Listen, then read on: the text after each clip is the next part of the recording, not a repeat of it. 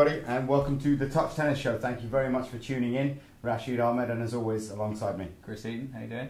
Chris, you're wearing something very interesting there. I am. It's my fashion sense going wild. Yeah. Obviously, I'm an extremely fashionable man.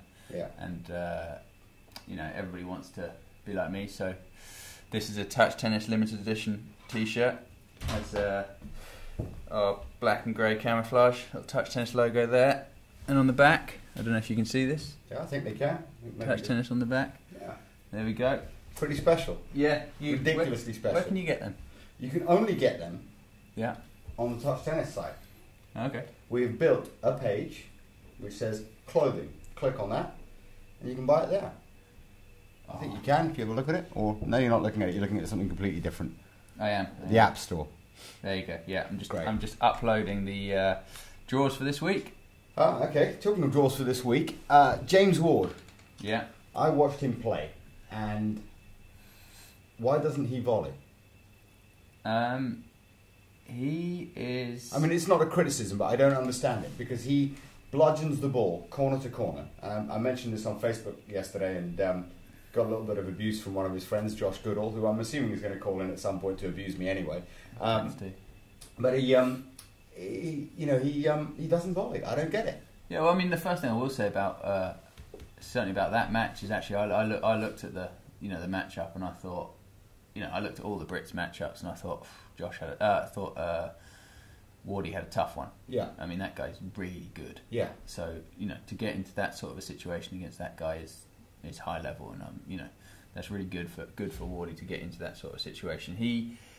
He's obviously had done match points. Yeah, so exactly. It's not like it was a bad tactic. No. There was a point at match point when he hit a forehand up the line and he didn't follow it, and the guy got back into a rally. Well, Wardy's... that maybe just be getting tight. It's first round of Queens. No, but you know how it is when you get tight and when you have your own set game style. Wardy spent a lot of his time training on the clay in Barcelona. Ah, I didn't know that. That's where he did a lot of time in Ferrero's academy. Okay. And so that's kind of where his games come from. He likes to play behind the baseline. He hits it very clean, both sides. Hits it big, but he does have a huge serve, and right. It's not natural to him to come to the net.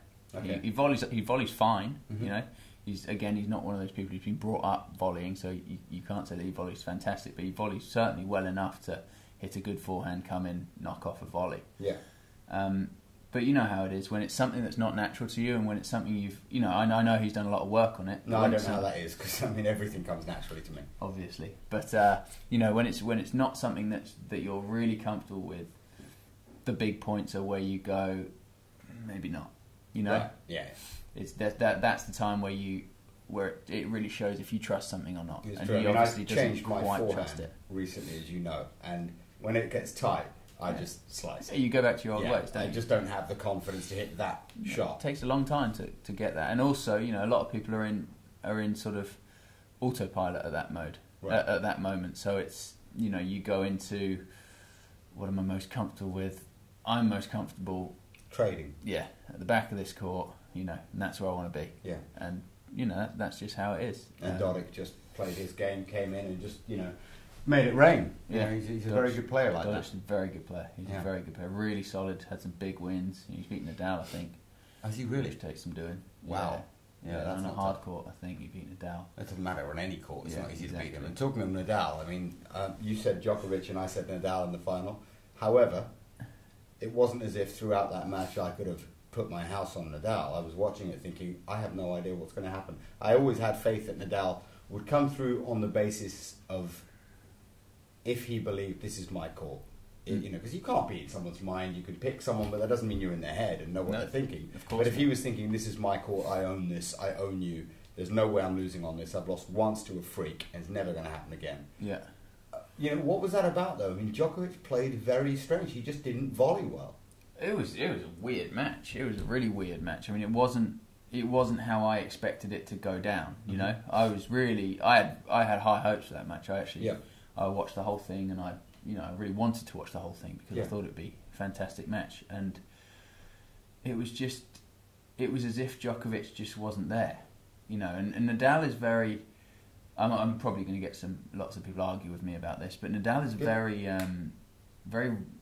especially when he plays the big guys, he's very reactive. He's very, you do something first. If you're going to bring that level, I'm going to try to bring a level that's sort of this much better than that. Yeah. You know, and at the beginning, Djokovic brought a pretty average level. Yeah. You know, he was missing a lot, and Rafa was just like, Rafa was absolutely fine playing 5% better. So he won the set 6-4.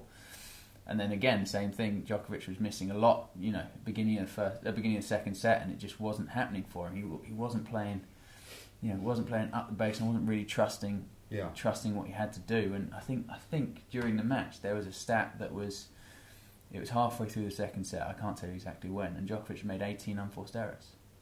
Yeah, that's he'd be looking at that for 4 sets, maybe even 5 sets. If he's playing well. Nadal had made 12. Which again is outrageously high for him. So it just showed that the actual level of the match wasn't that high. Yeah, because it wasn't like the quality of tennis wasn't high. No, but the intensity was certainly there. Well, the intensity is always going to be there. If me and you played a semi-final of the French Open, the intensity is going to be there because there's so much on the line. Yeah.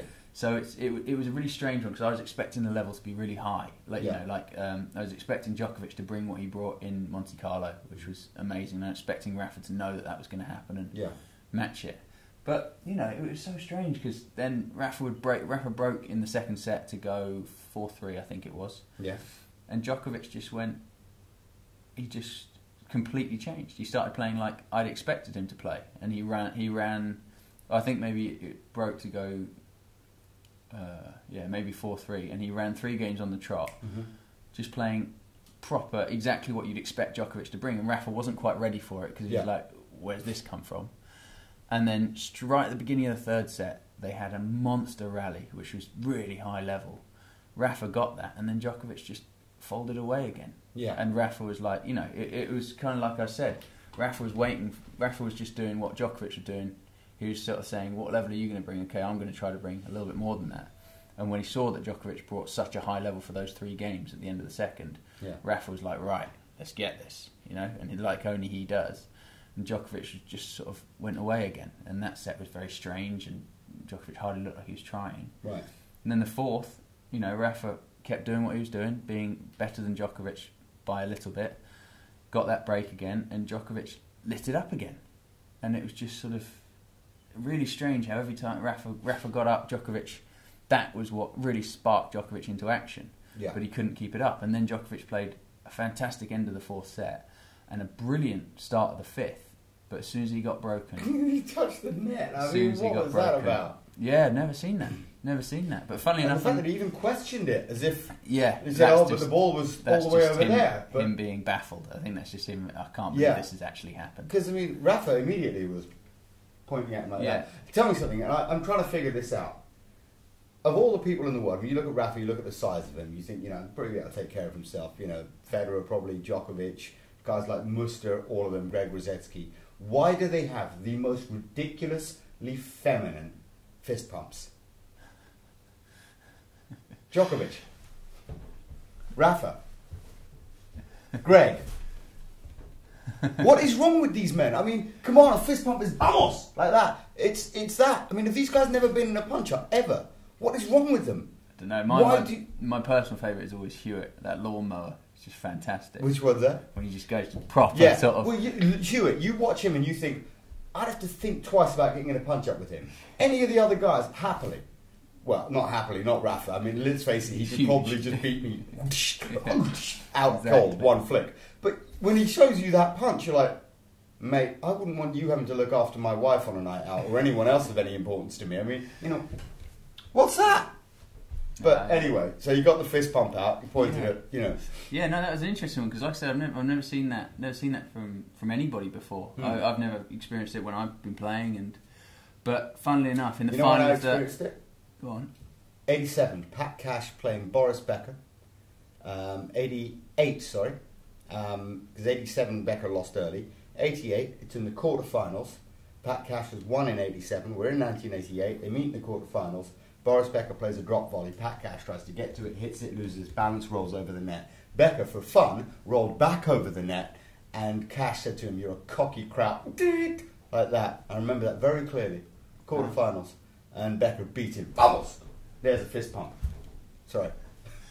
Yeah, well, fair enough. Obviously, I'm way too young to even know what. Or just not as what intelligent. you're talking about. Well, I was born in '87, so. Oh yeah, there you go. way too young. Yeah, but we'll go with young then. But yeah, really weirdly enough, in the final of the NCAA's, which is the college team tournaments, they had I think it was UCLA team in California had match point. Was it against Virginia, you said? Against Virginia, yeah, and he hit a backhand volley and touched the net afterwards, and then their team went on to lose. So I'm sure that guy's scarred for life, the poor dude. Yeah, I mean, I remember we were watching the scores live here, and I went on the website and I watched it. I couldn't believe it. I mean, it was a simple backhand volley. Point was over, and but he made the backhand volley. Yeah, he made the volley, and then he just touched the net. Just lack of concentration or lack of just being aware, isn't it? I think you're so. I mean, I personally think there's more to it than that. I do believe there's a lot to someone not wanting to win. A lot of people prefer defeat to victory because defeat is something they can cling on to, and they feel like by losing, they'll have something to justify how they generally feel, be it depression, be it anxiety. A lot of people suffer this stuff, especially tennis players. Let's face it, you're all nutcases. And this guy, I mean, if you gave him a tennis racket and said, close your eyes, walk over there and touch one of those things there with the tip of the racket, he'd do it, eyes closed 100 times out of 100. You know within a billionth of an inch where your racket is at all times.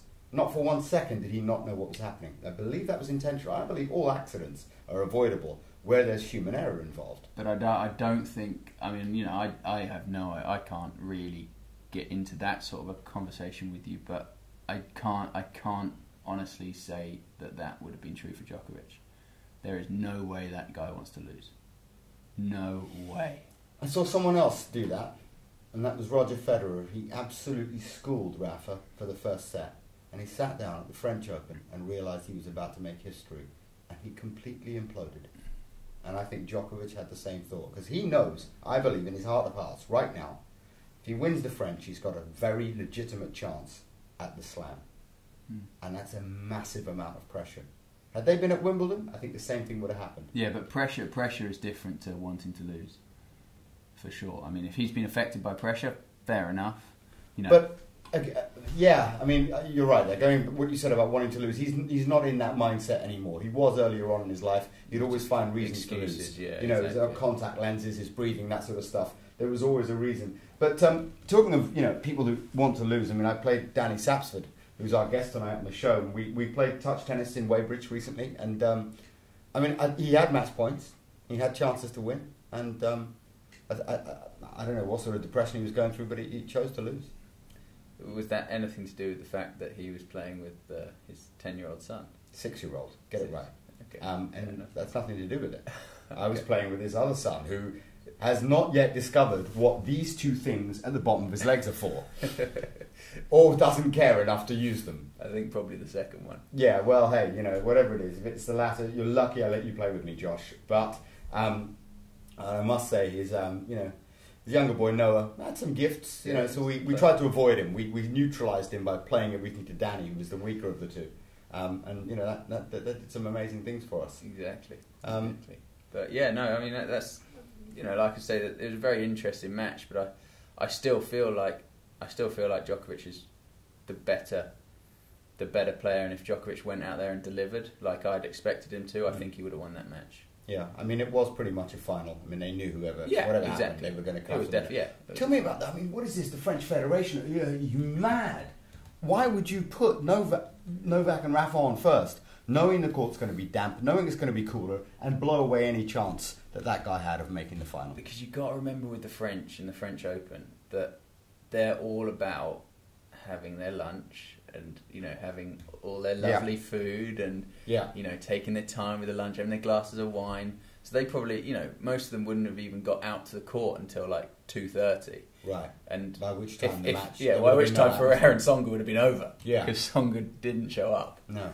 So they've got to think about that sort of stuff. Yeah, I suppose. I just think he would have made a much better fist of it if they'd made it faster. But clay, as far as we're concerned, is over now. We've moved. Certainly, touch tennis has moved onto the grass now. And talking of on the grass, we have a wrap here of what happened in Sittingbourne on the weekend. There's some very unbiased journalistic input from me throughout, so I hope you'll understand that it's not me trying to big myself up. It's just that I did win another title, albeit in doubles. Have a listen and tell us what you think.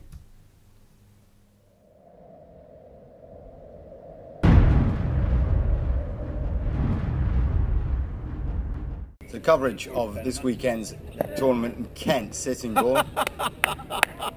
Elliot Seabrook first up. We've got a match playing Matt Pearce. Even though he served some bombs, Pearce was able to get through him with some filthy cross-court grinding. He doesn't really have any talent, and how he got through this match, I don't know. Maybe the magician left his bag of tricks at home.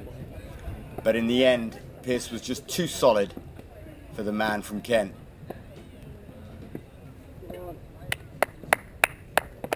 Game, guys. Close, couple of sets, but it was not going to be his day. Chloe then took on Oldfield in the other side of the draw, and despite some bombs like that forehand you just saw, he wasn't able to keep it up consistently.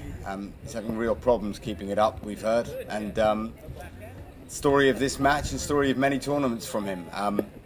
We then went on to the semi-finals in this half of the draw, where Adam Hassan promised much with some ripping ground strokes against Matt Pearce, but in the end he just sort of fell away in the second set.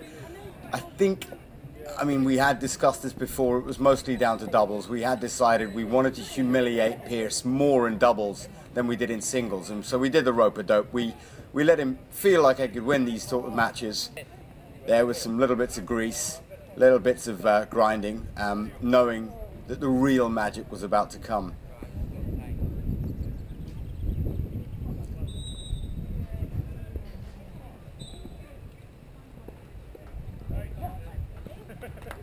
Typical from Pearce, just ripping the ball corner to corner. Never had any intention of ever winning the point, he's just trying not to lose it. And then here you've just got me demonstrating my serve. It was a monster on the day. And my returning game, well, Hassan said afterwards, it was a joy to play with you. You are the greatest of all time.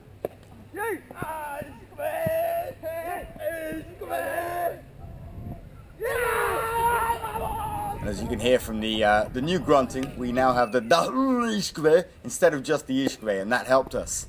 On to the final then. Oldfield beat me in the semi-finals. As I said, we were focusing really only on the doubles, so both Hassan and I agreed to drop our semi-final matches and let these bunnies feel like they'd done something important. That forehand making Oldfield feel a lot better about himself, but let's face it, Pearce a little petulant in that final set. Thought he could beat him by just going toe-to-toe, but Oldfield does Alex, that sort of thing better. First title, how'd you feel? Let's hear from him. Second title, but... Well, first title that counts. Yeah. Well, it was Masters last one. That wasn't really a Masters. I mean, it was bunnies that turned up. No, true, yeah. No, it was good. It was a good day. Yeah? Beat Pearce in the final? Yeah, got a bit of revenge, but the net helped me out a little, but... Justice? Yeah, indeed. Who was your toughest match in the tournament? Semi, got to be the semi. Who was it against? Rashid, the GOAT. Yeah. No, he is definitely the greatest of all time. Did you feel lucky to get through that match? Fortunate, yeah. Welcome back, everybody, and welcome to our guest, Danny Sapsford. Danny, hello. Hello. Good to see you back. Thank you. Thanks for having me. It's been about 6 months, hasn't it? It has, yeah. And last time you have had a warm up at touch table tennis, because I do believe I gave you a bit of a pounding last time you were here. You don't seem to remember. Do you want to rephrase that? We played touch table tennis and I cuffed you. Yes. Yeah, you know you remember it. It was best of 3 sets. You've got a very good memory, Rashid. You know I've got I'm trying to block that out from my mind. But, You got a haircut? Is this the new Danny? I mean, Federer's gone for one. This is my homage to you, Rashid, you know. I'm just, when it's going grey, I've got to get it off, I think. Save money on shampoo. Quite right. Yeah, that's what I do, you know. Works perfectly for me. Why are you not wearing one of the new limited edition touch tennis shops? I haven't been given one. No. You don't get given one, you have to buy them. No one gets given one. I had to buy one. I'll look into it. You'll look into it? I will look into it. After all the money you fleeced off the table here at poker a couple of months ago, you think you'd have enough spare. I'll see. We're going to see. Unbelievable. So, the grass court season's up and running. Yes. What are your thoughts on, a little bit, just going to go back quickly to my victory on Sunday, no, I'm kidding, to Djokovic on Sunday, Friday. We always assume it was Sunday, but it wasn't for once.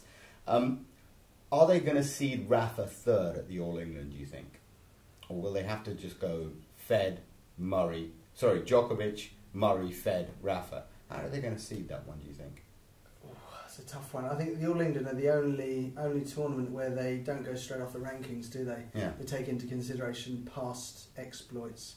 It's a tough one. It's a tough one. I think there's a formula for it. I don't know what the formula is, but they add up points over the last 2 or 3 years, combined with your ranking. Who knows what's going to come out? But I think as long as those 4 are the top 4, I don't think it's too bad really. Do you think they should abolish the 32 seeds and go back to 16? Because personal opinion, I think it's causing us to have no decent matches first week, especially in the women's. I'm not sure there is that many in the second week, but let's be honest, certainly in the men's, there is nothing of interest in the first week these days because they're making sure that Hewitt doesn't turn up and play against Federer. That it's killing the game. And I also think that, and this is my personal take on it, I was talking to Chris Sutar about this, or mentioned it online, and I said that the problem with this 32 seeds is that it's allowing, certainly in the women's game, women to last a lot longer and making it harder for young people to break through. Because guys will not retire at 34 knowing they've got a seeding of 32. They'll turn up to a slam. Even if they make the 3rd round of that slam, you're talking about 90 grand. That's enough for them to keep going. It's protected. They know that the following year they'll turn back up and get seeded again if they just do well at any challenger. Because, again, the number of points, I think 3rd round of a slam, you get more points than winning a challenger. 3rd round of slam, you get more points than making final of a small tour event. Yeah. I think. So, do you think they should abolish those seeds and stop protecting these older players? Well, the issue, it's not that they're trying to protect the players, they're trying to protect the tournament because they want the marquee names in at the end. Right. And no one wants Djokovic to lose to, let's say, an Isner who could be ranked 17 in the world in the first round. Right. So they're absolutely keeping those guys apart, like keeping them well apart till at least the 4th round, so they know they've got their marquee names in the second week. I think that's why they're doing it. It's not so much for the players, it's more for the tournaments and the spectators, really. And what about in the women's draw? I mean, do you think it could improve? Well, I agree with you. I think it's a shame that there aren't the matchups where there are the potential shocks in the first week. Yeah. Look back before they ranked 32 players and seeded 32 players, you do get the great first round matches and the really good second round matchups. So that's a thing of the past, unfortunately. Karlovic, Hewitt. Yeah, but that's the thing though, that you can blame it on the seedings, but you can also blame it on the court surface. Yeah. You now don't have someone like you can't have someone like an Isner just literally playing absolute tripe from the back if he wants to on a grass court and just serving bombs because it's just too quick. Yeah. And then suddenly you've got Nadal in a dogfight or Hewitt in a complete dogfight against someone he's better than, but because the court's fast and you've got to bring something different to the table, then I guess it's something to do with the court surface as well. Yeah. But I mean, what about, and we're talking about generally at all the slams though, instead of having 32 seeds, having 16 again.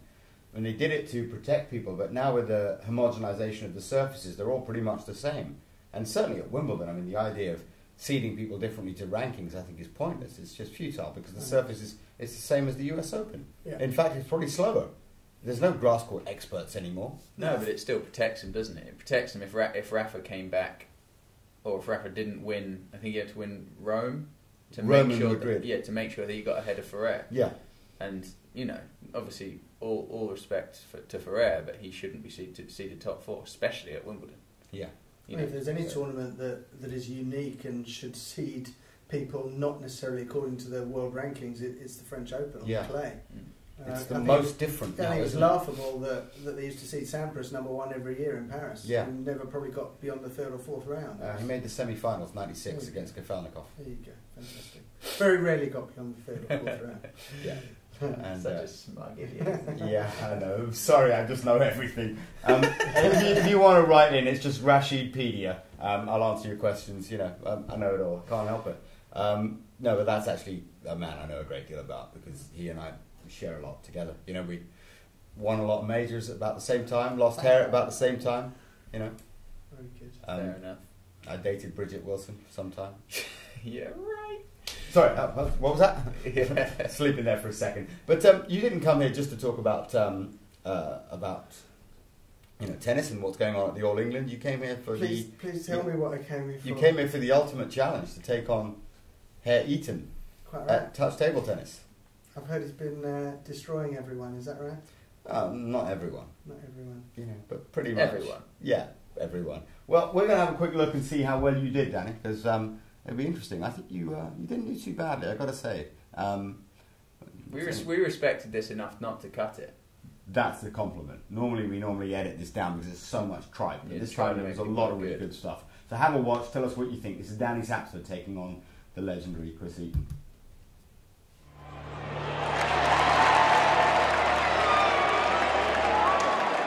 So you just say, well, I didn't know. I thought it was you don't get a warm up. Time. No, you don't get. So a what do warm I have to do? Play what first to what? 21. My finger's going to get in the way, isn't it? You spin for serve, obviously. Spin for serve. Yeah, red or black. Red. That's the new black, so it's Chris's choice. Nice. I don't know how to play this game. So there's no left serves now. No, one love. He's actually quite good. Straight away, first point.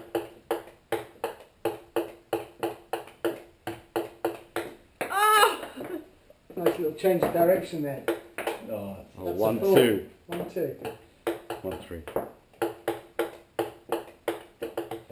3, 2. Oh, 10, 3 all. I cuffed him, Chris. 3 all. You've played him before? Yeah. He's played before? Yeah. I was going to say, it's pretty good considering. 3, 5.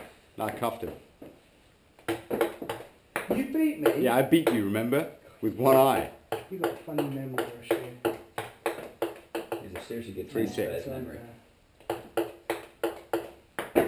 3, 7, 7, 3. Trying to serve when I wasn't ready then. That's huge! That's a ridiculous level! 8-3. That's seriously good, Danny. Oh! 9-3. I want a point for ages. 10-3. Oh, he gets one. I'm going for Filthy the one. edges now. 10-4, isn't it? Going for the edges. And I need to go for some edges. I can't get it wide on my backhand. Oh, that's lovely. Score? Good depth. 5-12 maybe? Works for me. Pretty good? Yeah. 5-12. Yes. Opened it. 6-12. Slow.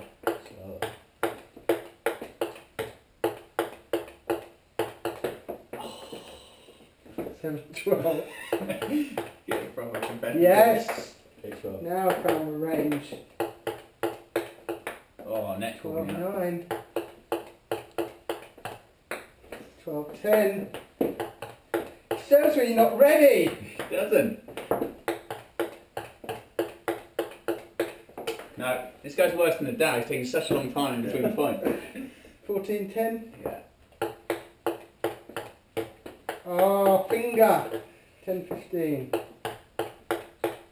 No. Never beat my score. 10-16. Oh. Yes. I'm going to pay for that. 11-16. Oh. 11-17, is that right?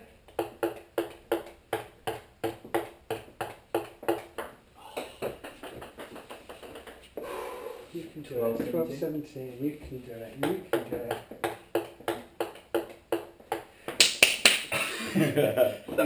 Some people would say he's lost his competitive edge. 18-12.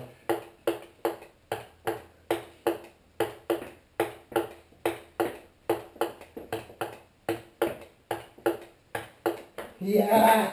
Come on! 18-13. Just got to go on the roll. Yes! Knuckleball. 18. When I wasn't ready, see that? That was at 19-14. Yeah. Yeah.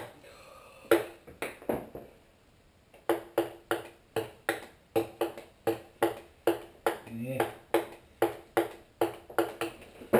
21. Good play, Slow boarding. Very Pretty good. good, Danny, Very actually. good. That's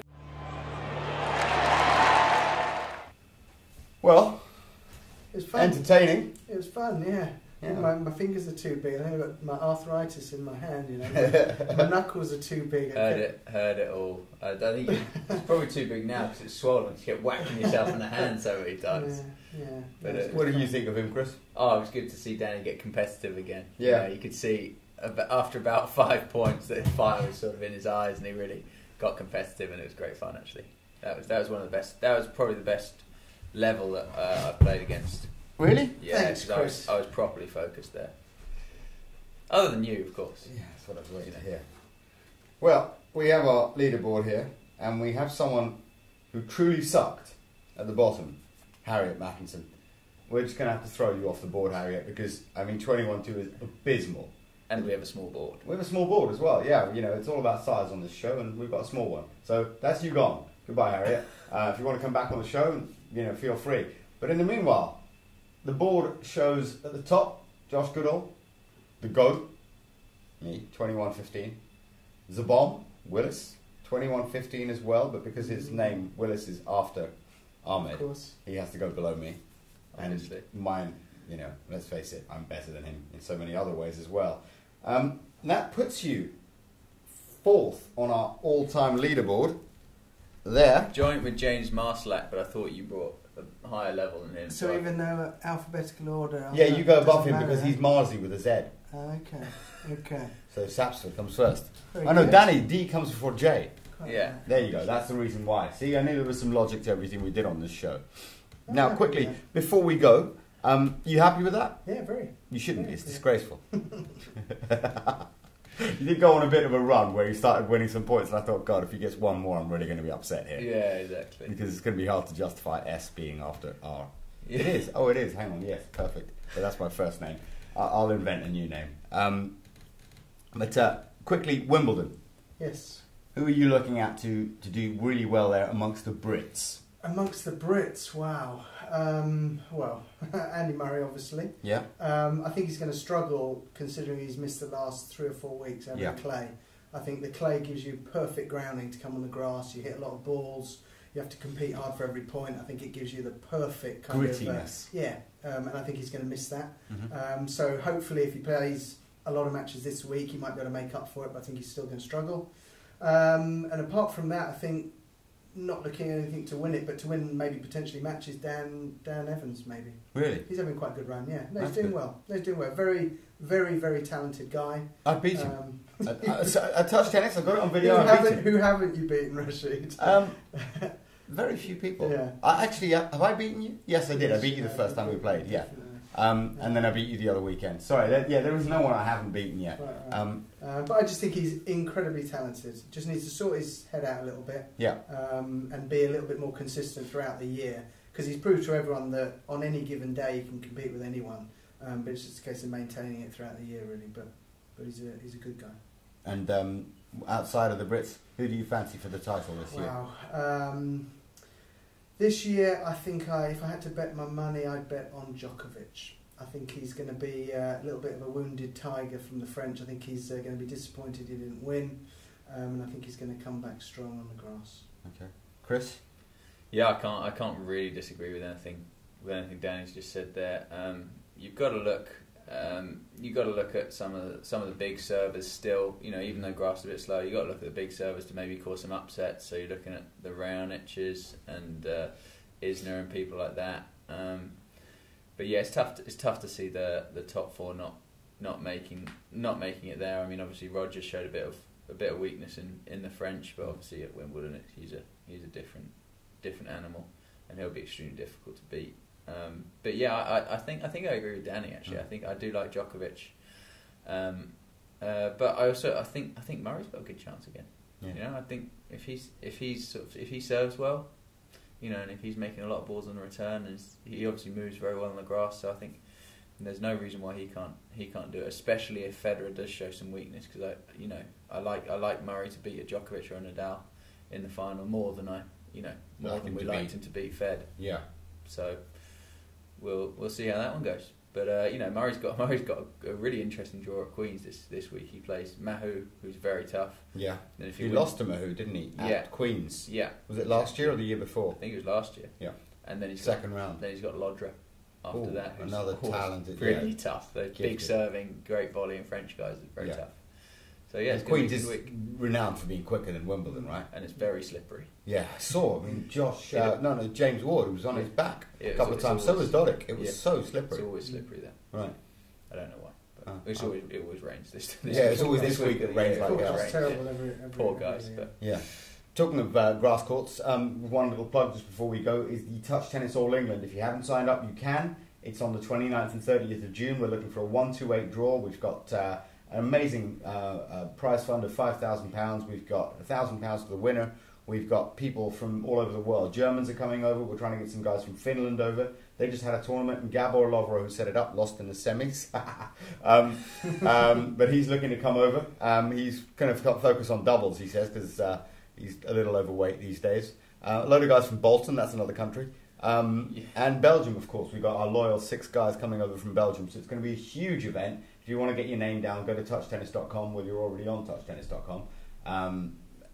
Go and sign up and register to play the tournament. Yeah, bring it on. You got any picks for that? Who you think's going to win it? Me. You heard it here first. Danny, I want to thank you so much for coming on the show. Pleasure. And we value your input, and we value watching you get cuffed. And we're going to value even more the £25 you give us when you buy one of our T-shirts downstairs in a minute. So start counting your money. Chris? Always a pleasure, guys. Take care. We'll see you all in a week's time, and we look forward to the resumption of some Wimbledon tennis and some start clicking your glasses, champagne and pins and all that sort of stuff. Definitely. We'll see you in a week. Look forward to it. All the best.